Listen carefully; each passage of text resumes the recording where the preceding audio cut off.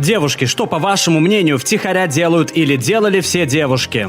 Когда я выхожу из душа, то всегда проверяю, не застряли ли волосы у меня между булок. Хуже всего, когда ты чувствуешь волос во время урока или на людях, и каждый раз, когда ты делаешь шаг, он щекочет тебе задницу. Не найс. Каждая женщина хоть раз да подходила к зеркалу вся в слезах во время затяжных рыданий. Знаете, после 20 минут слез хочется посмотреть, красиво ли ты плачешь. В большинстве случаев тебя ждет разочарование. Ненавижу плакать на людях. Не потому, что я боюсь показаться слабой, а потому, что я тоже как-то раз посмотрелась в зеркало и поняла, что мои неоново-красные щеки и нос в плюсе с опухшими глазами создают настолько некрасивый вид, насколько это возможно. Отращивали волосы на ногах, когда на горизонте ничего не намечалось. Тратили слишком много времени на то, чтобы выщипать одну волосинку на брови, которая все никак не хочет съебаться. А потом, когда у тебя наконец получается, на том месте появляется покраснение, потому что ты щипала его несколько минут подряд, и это смотрится еще хуже, чем с тем волоском в начале. Брились только там, где видно. Юбка до колен, выше можно и не брить.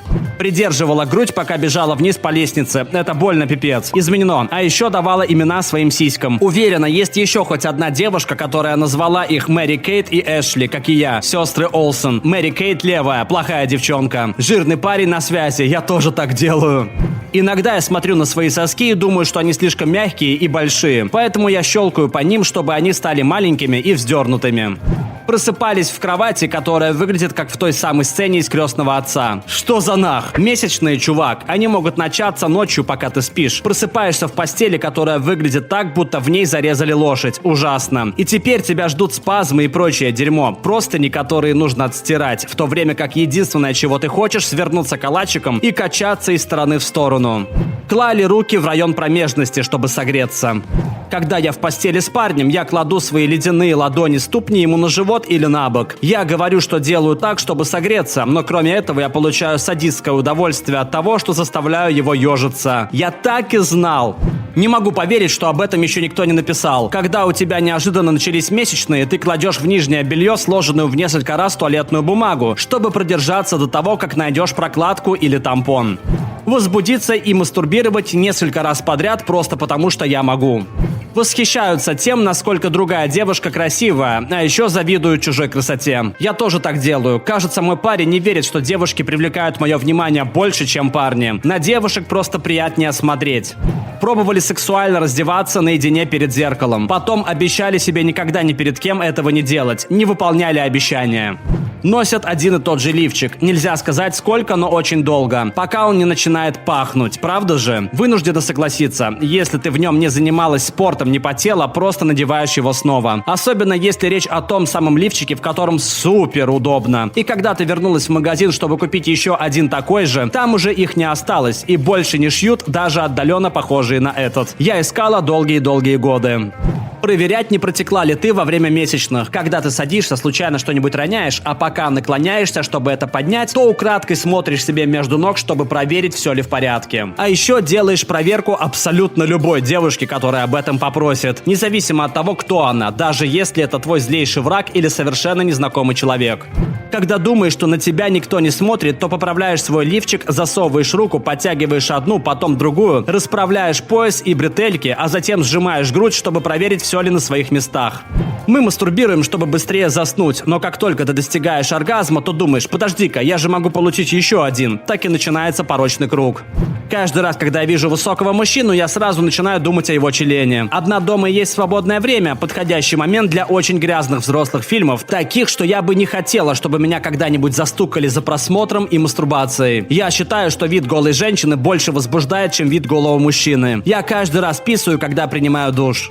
Раз остальные девочки об этом не пишут, то напишу я. Девушки медленно проводят кончиком ногтя по половым губам, собирая на него частички липкой слизи, а потом на это смотрят. Медленно проводят пальцами по волосам внизу, как расческой, как бы хватаясь за волосы и оттягивая их вверх, выдергивая некоторые волоски. Смотрят на сгустки крови, которые плывут к сливу, когда принимают душ во время ежемесячного чуда. Всегда думают, что беременны, даже если секса не было несколько месяцев и только что закончились месячные. Плакала абсолютно без всякой причины, а потом чувствовала себя глупо. Когда мы пытаемся сходить по-большому в общественном туалете, то делаем вид, что в кабинке нас нет, и ведем себя совершенно бесшумно, если кто-то входит. Пока другой человек не выйдет из туалета, мы не продолжим свое дело. А если другая девушка тоже пришла посрать, то тут патовая ситуация. Никто не выйдет победителем. Другие ситуации в общественной уборной. Включать воду во время сброса бомбы, чтобы не было слышно звука и запаха. И не говорите, что вы так не делали. Когда распускаем волосы, то смотрим, могут ли они закрыть грудь, соски, как на фотках в Playboy. Уверена, мы все так делаем. Перепроверяем, не вставили ли мы случайно 2 тампона. А теперь дайте мне спокойно умереть от смущения. Садимся в странную позу, когда пукаем, чтобы пук не пошел в сторону киски. Тыкала в глаз щеточкой от туши. Переживала, что я страшная, толстая, никому не нужная и умру в одиночестве. Чихала сразу после того, как накрасилась тушью, из-за чего она размазывалась по всем чертовым векам. Раздеваемся догола и сгибаемся перед зеркалом в самых абсурдных позах, чтобы попытаться казаться худыми. Идешь на свидание, начни собираться за 2-3 часа до назначенного времени, чтобы точно успеть, а потом делай все в спешке в последние 10 минут до того, как надо выходить, потому что оказалось, что у тебя готова только половина макияжа, и ты до сих пор в полотенце. Если у меня есть 2 часа, чтобы собраться, мне понадобится 3. Если у меня будет 15 минут, я соберусь за 10. Брею лобок, жалею об этом, повторяю. Ложимся спать позже, чем планировали, только потому, что лак для ногтей, который нанесли 10 минут назад, все еще липкий, а мы не хотим просыпаться с неровным лаком. Никогда. Так сильно смеялись или кашляли во время месячных, что потекло больше крови или целый сгусток. А потом тебе приходится быстро ковылять в ванную, потому что такое чувство, что ты открыла кран. Прятали трусики под одежду на приеме у гинеколога. Когда я моюсь в душе и у меня выпадают волосы, я не хочу засорять слив, поэтому прилепляю их к стене и собираю в кучку, чтобы их было удобнее выбросить, когда я закончу мыться. Не знаю, как вы, дамы, но стоит мне вернуться домой и снять лифчик, только пожар вытащит меня обратно из дома. Обсуждали среди друзей размер члена своего нынешнего кавалера. Простите, ребята, но такова правда. Изменено. Проясню. Я имела в виду, мы обсуждаем это в кругу наших подруг, а не ваших друзей. Всем стоять! Нам нужно больше информации по этому вопросу. Мы всегда преувеличиваем настоящее положение дел. Не волнуйтесь. Надевали шелковую или атласную пижаму после того, как побрились. Так приятно почесать спину-живот, когда снимаешь лифчик после долгого дня. Лучшее чувство на свете. Когда ты носишь обтягивающие брюки, при сидении их шов немного вдавливается в промежность и приятно прижимается снизу. Поэтому ты немного покачиваешься взад и вперед, чтобы этим насладиться. Я точно не единственная женщина, которая это заметила и кайфанула. Смотрела, как течет твоя менструальная кровь, пока сидела на унитазе. Я думал, что готов к этому треду, оказывается, нет. Ходили без штанов. Первым делом, когда я прихожу домой, я снимаю штаны. Специально не брились там, когда куда-нибудь шли, чтобы точно не дошло до секса. Также и с ногами. Правда, после того, как один друг-парень мне сказал, нам поебать, побриты у девушки ноги или нет, если она уже без штанов, я начала брить только одну ногу, чтобы избежать секса. Мне кажется, то, насколько это странно, делает меня настоящим параноиком, так что я ни за что не сниму штаны. Приседали как бейсболист, чтобы растянуть свежевыстиранные джинсы. Делали душевые подсчеты при пробуждении, чтобы понять, сколько тебе еще можно поспать и стоит ли вообще идти в душ или лучше вернуться в постель, а перед работой собрать волосы в пучок. Имитировали оргазм, даже не спорьте. Я даже не знала, что имитирую оргазм, пока не получила настоящий. Упражнения Кегеля на рабочем собрании, за ужином с друзьями, везде. Если вы разговариваете со мной, пока я сижу, я 100% делаю упражнения Кегеля. Я все время засовываю руку в штаны, когда смотрю телек или играю на компе. Тут нет сексуального подтекста, просто придерживаю свою малышку, пока смотрю Netflix. Когда на улице проходишь мимо женщины, и в этот же момент осматриваешь ее с головы до ног, и делаешь 1000 суждений о ней и сравниваешь ее с собой. У меня это занимает 0 хуй знает сколько 2 секунды. Стоишь полчаса перед зеркалом, пытаясь вывести жидкой подводкой кошачью стрелку. У меня так ни разу и не получилось. Отвлекаемся на отражение своей груди в зеркале. Не знать, что надеть, проводить вечность, просто глядя на каждую вещь в гардеробе, примеряя то одно, то другое, наводя беспорядок и в конечном итоге просто выбрать то, что носишь всегда. А еще переодеваться 3-4-5 раз в день.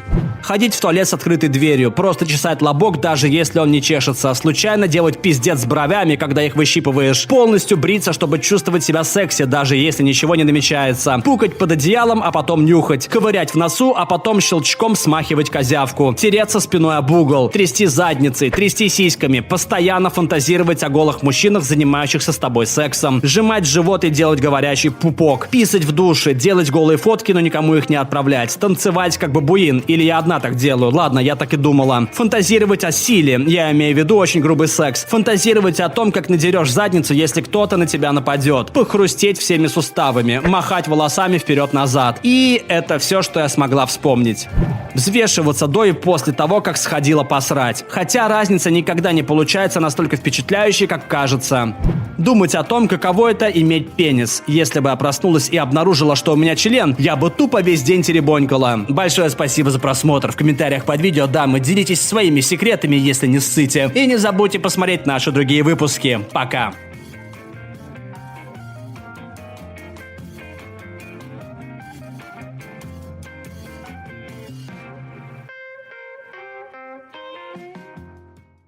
Alright, everyone's presentations are done.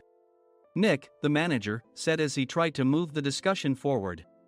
Excuse me, I haven't. I recently found out something. Nick interrupted me and began to speak. There's apparently someone in this department who didn't graduate high school and is just a part-timer. Meetings should be for employees only. Absolutely right. His lackey, Mike, of course, agreed with Nick. I'm leaving. After leaving the meeting room, I started to shut down my computer. I noticed that an email had arrived, not in my personal inbox, but in the company's shared email. Thinking, there's no point in speaking up, no one will listen, I went home quietly. The next day, I heard a commotion from Nick's desk. He was staring at his computer screen, his face pale. Nick? Is something wrong? Mike looked at the screen with him. And he turned even paler than Nick. Why is he so angry? Knowing the reason for Mike's distress, I thought to myself, serves them right. My name is Adam. My mother passed away when I was in the 9th grade, and I was raised by my father. Well, you could hardly call it being raised. After my mother passed, my father changed. He drowned his sorrows in alcohol, and though he still went to work, he squandered our living expenses on horse racing. Because of that, I had to start working part-time as soon as I entered high school. Every month, I went to the convenience store with bills in hand that couldn't be auto-deducted from my father's account. Even though I endured it because I didn't want to be alone, I reached my limit in my second year of high school and dropped out. I found a live-in job at a distant inn. Thank you for everything. The day I left home, my father, still staring at the TV, spoke. Take care. That was our last conversation. Back then, 18 wasn't the age of majority, so I needed my father's permission to work, and I couldn't hide my place of employment. Yet, my father never visited me even once. I kept working just to survive, and before I knew it, I was 42. Years of hard work paid off, and I was transferred to the headquarters. I was thrilled to be recognized by the company, as I thought I'd be working in the field until retirement due to my lack of formal education. Listen up. Our work can change the future of our employees. Don't drag us down. On my first day after the transfer, Nick, dressed in an expensive suit, spoke sternly. There was a reason for this. Our inn was located in a prominent tourist destination, known so well that everyone in the state could sing its commercial jingle. At its peak, we had 5 locations within the state. But that was long ago. Due to financial difficulties and aging facilities, only the place where I had worked for many years and the original establishment remained. I was prepared to lose my job anytime, but now there was a glimmer of hope. With the rise of social media, the tourist area where the inn was located started gaining attention again. Depending on how hard the sales department, where I was transferred, worked, we could either thrive or be forced to give up this prime location to the new hotel chains continuously popping up. For Nick, who had switched careers from another industry to strengthen our sales, this was a battle he couldn't afford to lose. I understood why he had to be strict. I will do my best. Nick sneered at my enthusiastic declaration. Did you not hear what I said? I'm sorry. I thought I was listening carefully. Out of habit from years of customer service, I apologized reflexively, though I had no idea what had offended him. Someone was watching me with a smirk. In this department, there are those who are expected to excel and those who have been shoved here because they have nowhere else to go. You are the latter. It was Mike, the section chief. He's 7 years younger, at 35. But he was called to headquarters much earlier than I was and had been moving around within the headquarters ever since. I'm not jealous, but I can't accept that he's my boss. Graduating from a prestigious university, he has an unusually high pride and caused many problems as a newbie, making things very difficult for me when I was the front desk leader. When I found out Mike was transferred to the sales department a month before me, I was disheartened. Mike is right. With just a middle school diploma, there's not much you can do. Don't even think about achieving results. As if I didn't exist, Nick remarked, "I'm thirsty."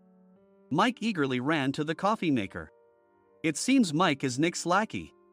I regretted being happy about my transfer to headquarters, wishing I had stayed on site forever.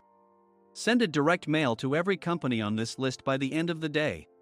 Nick only assigned me tasks that even a new graduate could handle. What? There are over 1,000 companies. You want me to send to all of them by today? Yes, if you and your fellow misfits split the work, even those with nowhere else to go should finish by today. I glanced at the employees typing away expressionlessly. They were worn out from customer service, only thinking about leaving on time, or were women reassigned after having children, with zero motivation for work. Even Sam, a new graduate from the same university as Mike, who was supposed to be among the expected achievers, had no enthusiasm for the job, having joined the company wanting to do customer service. "I don't care what they say, I plan to quit anytime," he said. Only Nick and Mike were highly motivated, making all the decisions between the two of them. I originally only wanted to work at the inn to survive and had no particular attachment to this job. I swallowed my words, thinking I had no right to reprimand them. About a month after the transfer, Nick told us with a frustrated look, "To commemorate the 50th anniversary, we've decided to create a plan exclusive for one group per day." Originally, Mike and I were supposed to come up with it, but our president, Mr. Thompson, insists on hearing everyone's opinions. "So, you all get a chance." As Nick explained, Mike began handing out prints. "Make sure not to embarrass Nick. If your ideas are half-baked, you'll have to redo them." It seemed that they had printed his handwritten notes by Mr. Thompson, which included several questions and a section for free responses. It made sense why Nick had to seek our input, given that all responses had to be submitted to Mr. Thompson. We were given a week to think about it, and a meeting was scheduled to compile our ideas. My plan is to let guests enjoy both the old and modern America. Nick began the presentations. Guests would watch a master confectioner at a nearby traditional sweet shop make sweets in front of them. The welcome drink would be premium tea in a bottle. Nick's plan was certainly attractive. After his presentation, Nick called on us to present in the order we were seated. Just as I stood up for my turn. "All right, everyone's presentations are done." "Excuse me, I haven't. I recently found out something." Nick interrupted me. "There's someone in this department who didn't graduate high school and is just a part-timer." He was likely talking about me. I joined the company as a part-timer and was made a full-time employee when I turned 20. That was 20 years ago, so Nick and Mike probably had no chance to know until recently. Meetings should be for employees only. Absolutely right. After that, Nick kept creating opportunities to solicit everyone's opinions, purposefully excluding me from speaking. The meeting unexpectedly heated up and went past the scheduled end time. A few people asked to leave, and the discussion continued with the remaining few. "Still here?" Normally, you'd leave in that situation. Though I had no attachment to the job initially, hearing kind words from customers made me want to make them happier.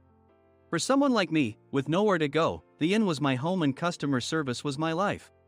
I felt pathetic about my current self. "I'm leaving." I left the conference room and started shutting down my computer. I noticed an email had arrived, not in my personal inbox, but in the company's shared email. Thinking no one would listen to what I had to say anyway, I quietly went home. The next day, while preparing the DM as instructed, I heard a commotion from Nick's desk. In his haste to stand up, he hit his knee on the desk. He stared at his computer screen, his face pale. "Nick, what's wrong?" Mike, thinking he should be the first to rush over, approached Nick while still wearing his coat.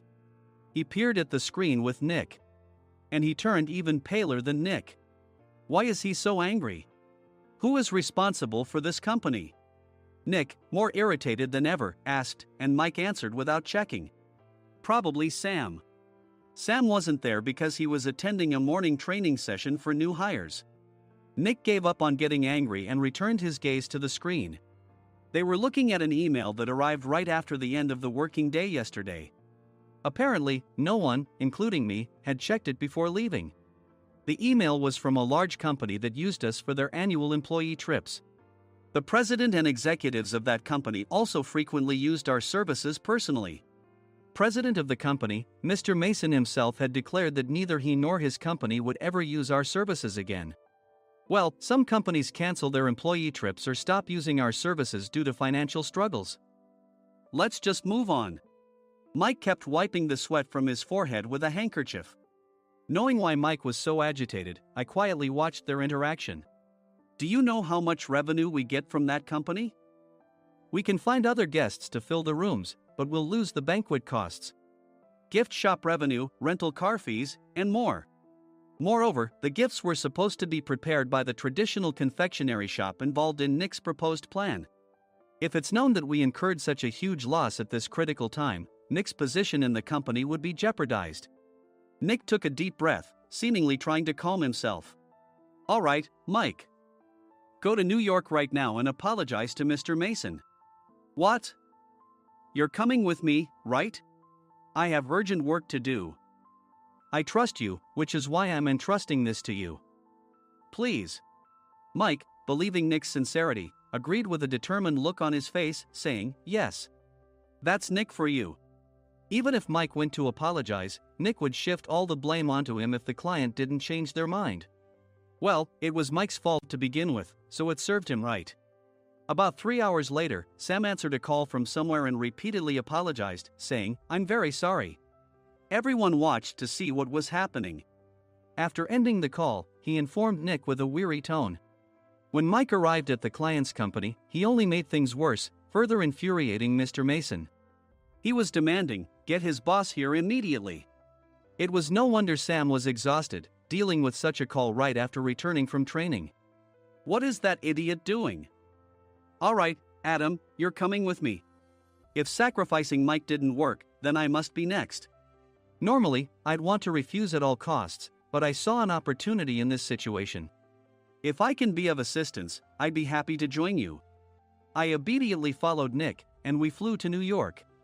When we introduced ourselves at the reception, it became clear how serious the situation was, as the receptionist personally escorted us to the president's office. Angry voices leaked through the door, making both Nick and me uneasy. Excuse me. I'm Nick, the supervisor. I understand my subordinate has caused you trouble, and I deeply apologize. Nick, with his experience in the corporate world, knew enough to offer an apology before excuses. However, his customer service skills left much to be desired. I sighed as I saw Mike trembling like a small dog in the corner of the room. What kind of training are you giving your subordinates? Mr. Mason glared at Nick with a red face. The intensity of his gaze made even Nick take a step back. Regrettably, I joined this company only 2 years ago and was unaware of Mike's issues. I should have identified his shortcomings sooner. Indeed. I should have realized sooner. No sensible person would come to apologize and then give a lengthy presentation on the drawbacks of not using their in. Nick froze, his mouth slightly open. Suspecting the worst, I picked up the documents that had fallen to the floor. It seemed Mike hastily prepared these documents on the plane, listing the disadvantages. Disadvantage 1: if you change the venue for the company trip, employees might suspect it's for cost-cutting reasons, leading to a negative impression. Reading it aloud half-jokingly, Nick snatched the papers from my hand and checked the contents with a furious expression.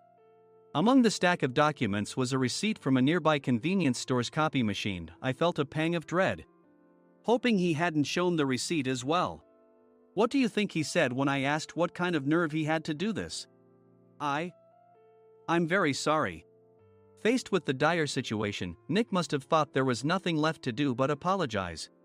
In a voice smaller than I'd ever heard from him, he uttered words of apology. He said, I'm a Harvard graduate. I don't believe I said anything wrong. Mike, what have you done? Forgetting his plan to pin the blame on Mike, Nick yelled loudly, even in front of Mr. Mason. I didn't do anything wrong. You're still saying that? Look at him. Mike pointed at me with a shaking hand. I was assigned to headquarters in my 20s and now I'm a section chief. This guy only made it to headquarters at 42. Everything I've done proves I was right. So why are we losing the contract? Having said his piece, Mike collapsed to the floor. Of course. You were sent there because you had nowhere else to go. Mike never expected to hear such words from someone he looked down upon. He lunged at me, and Nick hurriedly stepped in to stop him. Mr. Thompson told me Mike is a quick thinker, and to take good care of him. There's no way he was pushed aside. Don't make things worse here. He didn't say quick thinker, he said only quick-witted, didn't he? I don't remember that part. I recalled the many troubles Mike caused when he was a newbie. When Mike was on the front line, his pride was so high that he never apologized to customers. Customer service, especially in our job, doesn't work alone. It brings both good and bad situations. If the front staff or housekeepers made mistakes, or the cleaning company didn't properly clean a room, one had to apologize to the customers regardless of personal fault. Mike, in such situations, would never apologize, insisting he wasn't at fault. This often angered customers, and as the front desk leader, I frequently had to apologize on his behalf. He caused complaints and disrupted operations, which is why he was quickly moved to headquarters. In departments where he didn't interact directly with customers, his quick thinking was beneficial and things went well. But it seemed his flaws were starting to show. Corporate reservations are supposed to be entered into the system by the sales representative. But a quick check yesterday revealed that more than 10 items were missing from the client's reservation. The handover document clearly stated what needed to be prepared. Why didn't you enter it into the system? Why do we have to give them special treatment? Filling rooms near the banquet hall, setting up all the food in advance. Specifying the brand of wine, they're too demanding. No wonder he always angered customers, I thought, feeling a headache coming on. Grouping them in rooms near the banquet hall is for our benefit too. It makes it easier for the staff to set up beds and serve breakfast since everyone's schedule is synchronized. As for the other requests, Mr. Mason suggested them to lighten our load. I didn't know that. Nick finally seemed to realize that Mike was the one who had angered the client. What did you say to them? I just told them we wouldn't give them special treatment anymore. We shouldn't waste effort on things that don't bring in money. I was utterly exasperated at his lack of understanding of customer service. Of course, we shouldn't comply with unreasonable demands. But carrying over successful practices from past stays makes customers feel remembered and enhances their experience. Good memories encourage repeat visits. That's part of our job. I looked down at Mike, who was sitting on the floor. In our job, nothing is a waste. Mr. Thompson likely moved you to the sales department, hoping you'd finally understand this. How do you think he feels now that you failed to meet his expectations? Mike, tears in his eyes, fled the president's office. I was amazed he still hadn't apologized. You have it tough, Adam. It's okay, we're all employees of the same company. I deeply apologize for this disrespectful incident. Especially after all the care you've shown us. If it weren't for you, Adam, I really would have stopped staying here. When I heard you were moving to the sales department, I was willing to reconsider if you handled it. Seeing us talk so amicably, Nick's face contorted. Do you two know each other? Adam's service is excellent. I always requested him specifically. Normally, we don't accept specific staff requests, but we made an exception for Mr. Mason, adjusting my shifts accordingly. He had personally stayed at our hotel just before my transfer, and during casual conversation, I mentioned, I'm moving to the sales department soon. If I hadn't told him then, things could have been much worse.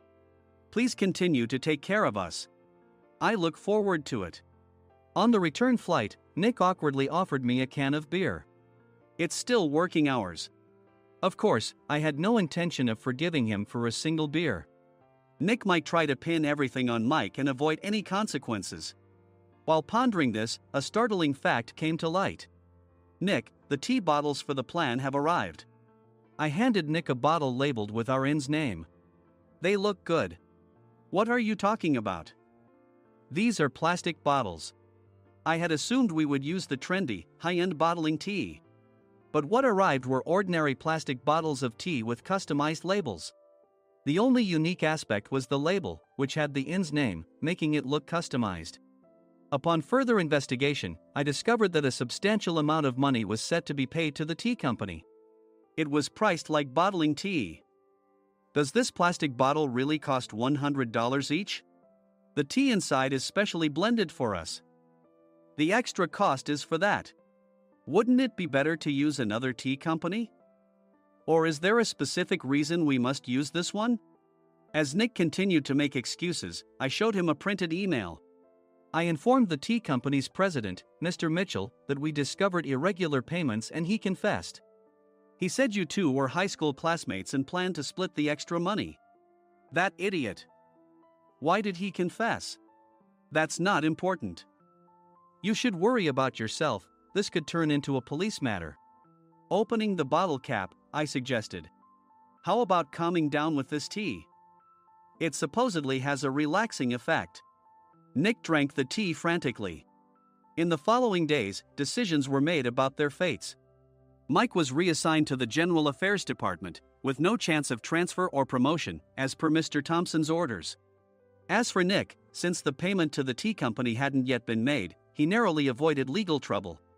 Instead, he was encouraged to leave the company, and to avoid further complications, Nick submitted his resignation. Rumor has it that connections between HR departments have made it difficult for him to find new employment. Even though it was good to have those two gone, something unexpected happened in the sales department. Everyone became motivated and united in refining the 50th anniversary plan. In the end, my plan was adopted. We collaborated with the Tourist Information Center to provide personalized guides.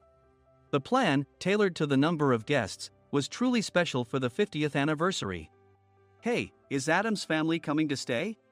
I immediately booked that special plan for my family. Sam noticed it on the reservation list and quickly picked up on it. Yes, I'm inviting my father. That's great. I might invite my parents too. I lacked the courage to face my father just as Adam. But here, with the confidence Mr. Mason praised, I felt ready. The 50th anniversary plan was a perfect opportunity to reconnect with my father. I hoped to bring back the days when we could laugh together as we once did.